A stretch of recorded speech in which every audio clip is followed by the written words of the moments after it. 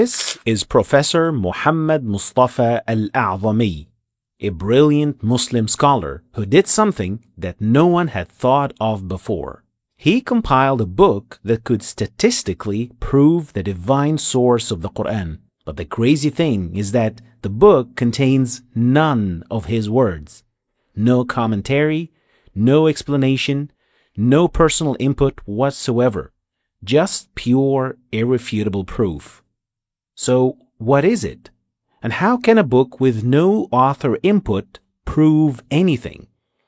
Well, we're about to find out.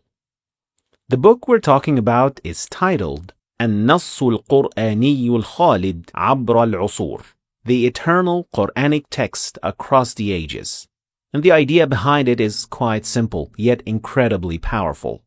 It is based on a detailed word-for-word comparison of a single surah of the Qur'an, Surah Al-Isra, comparing between a modern printed copy of the Mus'haf that you probably have today at home to the most ancient manuscripts from different ages, ranging from the 1st century of Hijrah, at the time of the Sahaba, all the way to the present day.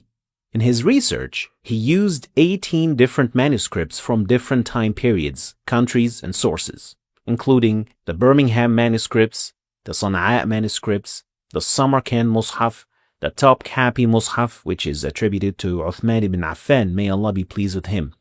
Also, the Rampur Mus'haf, which is attributed to Ali ibn Abi Talib, may Allah be pleased with him, the Mus'haf of Ibn Bawab, and many others from different centuries. And when he compared all of them, word for word, the result was nothing short of a miracle. Here you can see the first verse of Surah Al-Isra.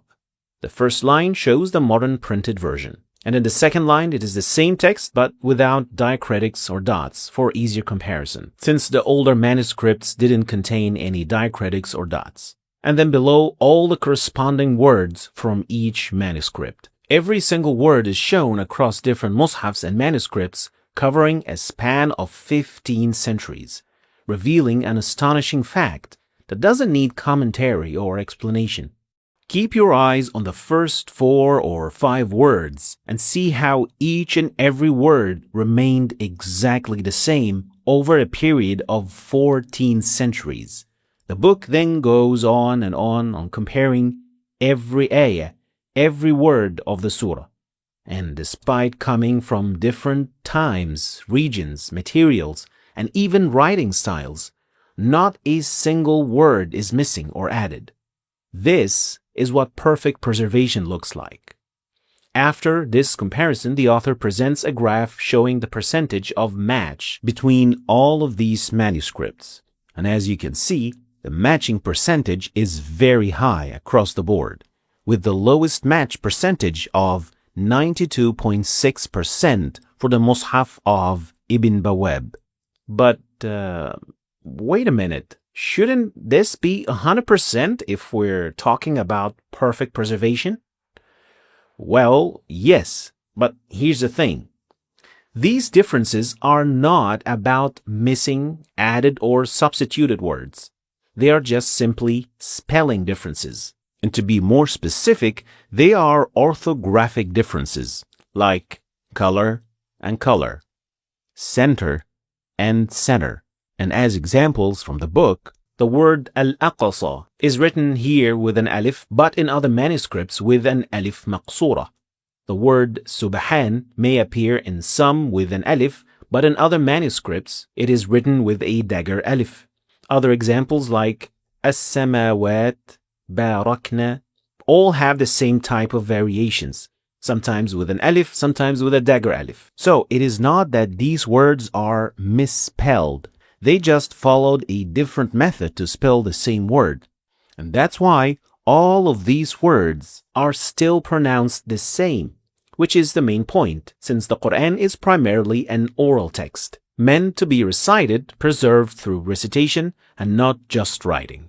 And so, Surah Al-Isra, which consists of 1,559 words, has had every single one of its words preserved across all manuscripts, across the ages since the day it was revealed.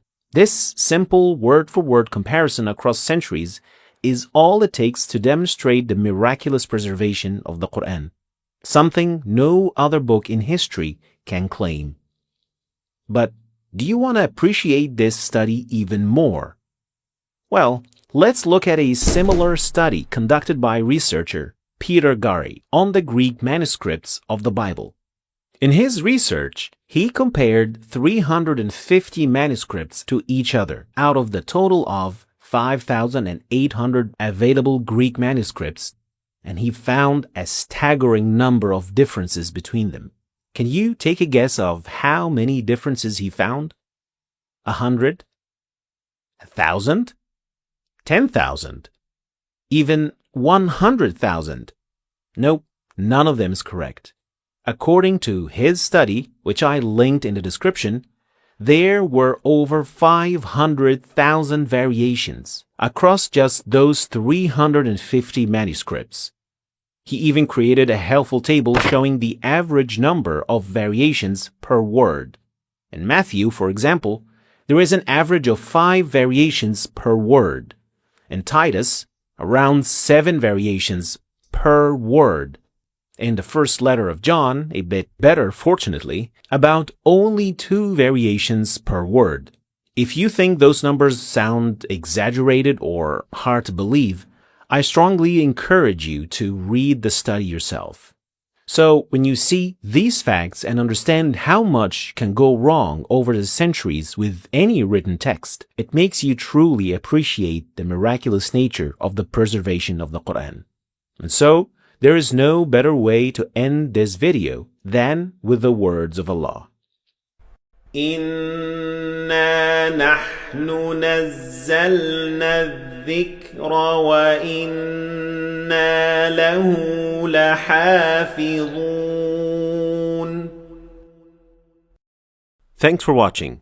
Don't forget to check out my latest books with their video courses if you want to learn the Qur'an in Arabic or properly learn its tajweed. Check out the links in the description. Thanks for watching, and I'll see you next time, inshallah.